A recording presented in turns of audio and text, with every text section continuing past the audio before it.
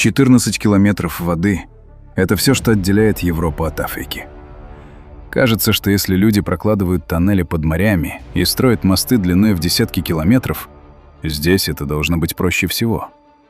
Но это одно из самых сложных мест на планете для строительства.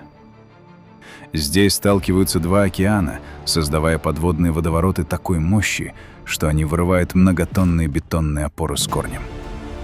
Чтобы построить этот мост, нужно покорить глубину в 900 метров. Это 3 Эйфелевых башни, поставленных друг на друга и полностью скрытых под водой. Добавьте постоянные течения, движение целых континентов и сейсмическую активность. Сегодня мы разберем этот безумный проект и поймем, почему даже лучшие инженеры мира до сих пор не могут справиться с 14 километрами воды. А в конце вы узнаете о находке на дне пролива, которая делает строительство этого моста физически невозможным. Представьте, вы стоите на испанском берегу в Тарифе и отчетливо видите белые дома марокканского Танжера. Кажется, до них можно дотянуться рукой.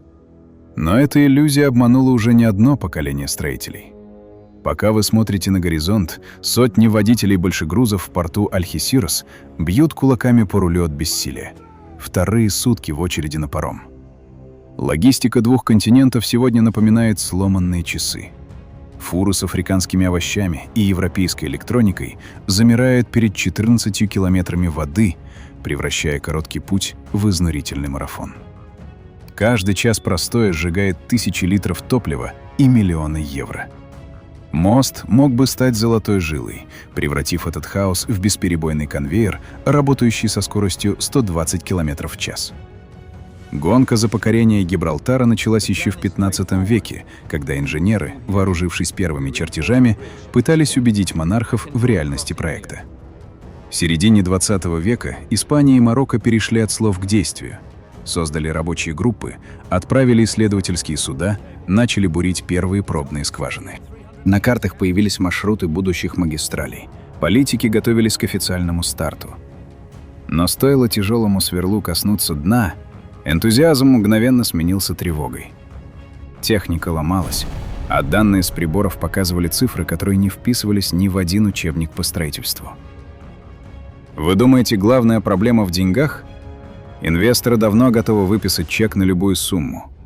Но за сотни лет ни один архитектор так и не рискнул поставить свою подпись под финальным проектом. Сегодня ситуация в проливе накалилась до предела. Пока в государственных ведомствах Мадрида и Рабата продолжают изучать проекты, на воде разворачивается настоящая битва со стихией. Паромы штурмуют волны, пытаясь перевести хотя бы малую часть огромного потока, скапливающегося на берегах. Если один корабль выходит из строя, транспортная система целого региона мгновенно останавливается. Огромные фуры разворачиваются и уходят на маршруты длиной в тысячи километров, огибая моря, лишь бы не стоять в этой бесконечной пробке. Но почему мы, построив мосты через целые заливы и тоннели под проливами, продолжаем пасовать именно здесь? Совсем скоро вы поймете, что именно заставляет лучших инженеров мира в ужасе отступать от этой береговой линии. Чтобы осознать масштаб проблемы, представьте Гибралтар не как обычный пролив, а как место постоянного столкновения двух водных гигантов. Здесь встречаются холодные воды Атлантического океана и тяжелые соленые воды Средиземного моря. Из-за разницы в плотности они не могут просто перемешаться.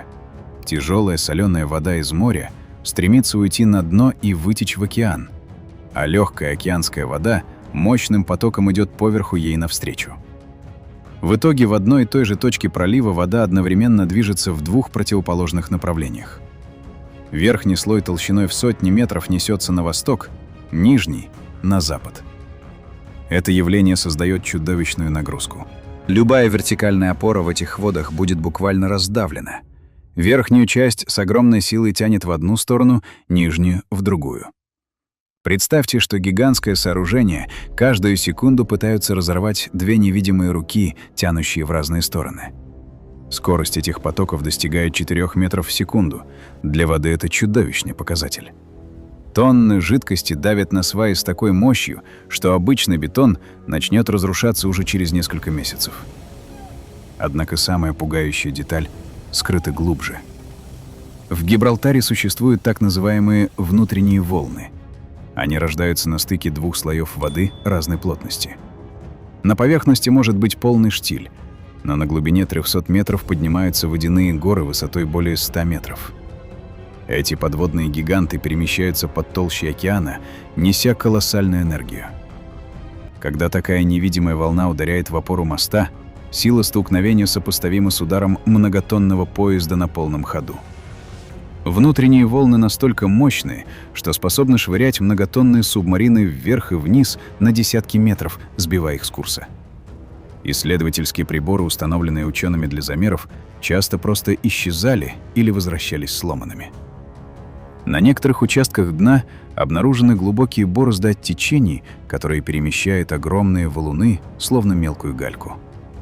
Инженеры подсчитали, суммарное давление на конструкцию моста будет в десятки раз превышать нормы для самых прочных материалов в мире. Каждый проект, выглядевший идеально на бумаге, признавался нежизнеспособным после первых же тестов в водной камере. Мы привыкли считать воду податливой средой, но здесь она ведет себя как твердый и беспощадный пресс. Однако, как выяснилось позже, даже эти течения — лишь начало проблем. Настоящий тупик возник, когда инженеры изучили рельеф подводного ущелья. Дно Гибралтарского пролива совсем не похоже на ровную площадку для фундамента. Представьте гигантское подводное ущелье с крутыми обрывами и острыми скалами. В самом узком месте глубина достигает 900 метров. 3 Эйфелевых башни, поставленных друг на друга и полностью скрытых в бездне. Даже на самом мелком участке, подводном хребте Камариньяль, глубина составляет 300 метров. Представьте стоэтажное здание, стоящее на неровном скалистом склоне в кромешной темноте. Для обычного моста нужны мощные бетонные колонны, прочно стоящие на твердом грунте. Но в мире не существует технологий, позволяющих закрепить такую конструкцию на подобной глубине в условиях постоянных течений. Нужно не просто опустить столб весом в десятки тысяч тонн. Нужно идеально зафиксировать его на скале под чудовищным давлением воды. Любое отклонение на 1 градус, и колонна переломится под собственным весом. Часто приводят в пример японский мост Акаси-Кайкё. Но если сравнить его с Гибралтаром, японский проект покажется легкой прогулкой. Там глубина под опорами всего 60 метров, в 5 раз меньше, чем на самом удобном участке пролива. Опыт турецких или датских строителей здесь тоже бесполезен. Сочетание расстояния и глубины делает весь мировой опыт попросту неактуальным. Добивает проект структура грунта. Предварительные исследования показали, что дно покрыто слоями мягкой породы. Строить на таком основании все равно, что ставить тяжелый шкаф на матрас, набитый песком. Опора должна стоять неподвижно десятилетиями, но само дно здесь преподносит сюрпризы, которые невозможно игнорировать. Эти слои меняют свои свойства под давлением воды и при малейшей вибрации. Постоянные течения подмывают мягкие участки, создавая под ними пустоты.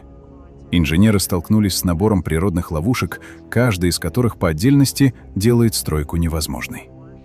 Когда классические чертежи с бетонными опорами отправились в мусорную корзину, на стол легли идеи, которые еще 30 лет назад назвали бы безумием. Плавучий мост на гигантских понтонах. Не нужно вгрызаться в скалы на 900-метровой глубине. Казалось бы, идеальное решение. Но как только математики сели за расчеты, оптимизм быстро иссяк.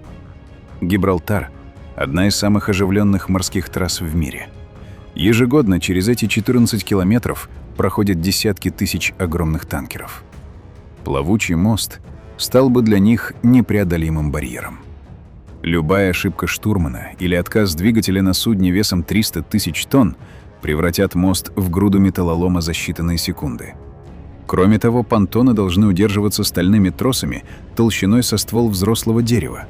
В условиях хаотичного движения воды эти крепления будут испытывать нагрузки, которые невозможно контролировать.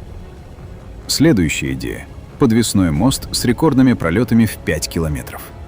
Чтобы удержать такую махину, потребовались бы опоры высотой более 500 метров, выше многих современных небоскребов. Но здесь инженеры уперлись в предел самих материалов. Стальные тросы под таким весом начнут растягиваться и терять прочность под собственной тяжестью. Если сделать тросы толще, конструкция рухнет еще до того, как по ней проедет первый автомобиль. Затем внимание переключилось на подводный тоннель. Был разработан проект «Афри-тоннель» для прокладки железной дороги под проливом. Но Гибралтар — это не Ла-Манш, где под водой лежит мягкий, предсказуемый мел. Здесь состав пород меняется каждые 100 метров. Проходческие машины стоимостью сотни миллионов долларов рискуют просто застрять в неоднородной массе, которую невозможно просчитать заранее. Каждое новое решение наталкивается на физическую преграду. И пока лучшие умы планеты спорят о толщине тросов, сама Земля под проливом готовит сюрприз, против которого бессильны любые расчеты. Вы когда-нибудь задумывались, что происходит, когда два огромных материка движутся навстречу друг другу именно там, где вы решили строить мост? Гибралтарский пролив — это не просто трещина в земле. Это место прямого столкновения двух гигантских тектонических плит — африканской и евразийской. Самое страшное — они не стоят на месте. Африка медленно, но неуклонно ползет на север, буквально надвигаясь на Европу. Скорость невелика — несколько миллиметров в год. Но для жесткого моста это звучит как смертный приговор. Представьте, вы строите мост длиной 14 километров, а берега, к которым он привязан, постоянно сближаются, пытаясь раздавить конструкцию. Это движение порождает высокую сейсмическую активность. Регион регулярно сотрясает землетрясения из-за накопленного напряжения в земной коре. История этого места хранит память о катастрофах, стиравших с лица земли целые города. При серьезном подземном толчке опоры на разных берегах начнут двигаться в разные стороны. Создать конструкцию одновременно достаточно гибкую для таких ударов и достаточно прочную, чтобы держать тысячи тонн веса, на сегодняшний день невозможно. Но даже это не финальный удар. При детальном изучении выяснилось, что дно состоит из крайне коварных мягких осадочных пород, густой липкой каши из глины и песка, уходящей вглубь на сотни метров. Попытка установить на такой фундамент тяжелую опору все равно, что вбить лом в болото. Он будет медленно и неотвратимо погружаться. Постоянные течения подмывают эти слои, создавая под ними пустоты. Исследователи пытались найти хотя бы один участок с твердой скальной породой. Результат оказался неутешительным. Почти все дно в зоне строительства завалено рыхлыми отложениями. Это означает, что для фундамента пришлось бы прошивать эти слои насквозь, пытаясь дотянуться до твердого основания на недосягаемой глубине. Когда последние надежды инженеров рухнули, международные группы исследователей провели решающее сканирование пролива. Использовались сверхмощные датчики и буровые установки, способные работать на предельных глубинах. Все ожидали найти под слоем ила твердые скальные породы. Результаты сейсмического анализа шокировали экспертов. Вместо надежного основания приборы зафиксировали гигантскую толщу рыхлых отложений, больше напоминающих густую вязкую пасту, чем устойчивую землю. Бурение подтвердило. Дно Гибралтара покрыто слоем неустойчивой глины толщиной в несколько сотен метров. Под колоссальным давлением воды и из-за постоянных тектонических вибраций эта масса находится в пограничном состоянии. При любом внешнем воздействии она мгновенно теряет плотность и начинает вести себя как жидкость. Установка свай бессмысленна. Любая тяжелая опора просто уйдет вниз под собственным весом, не встретив сопротивления. Откуда в проливе столько мягкой породы? Причина скрыта в глубоком прошлом. Около 6 миллионов лет назад Средиземное море почти полностью высохло.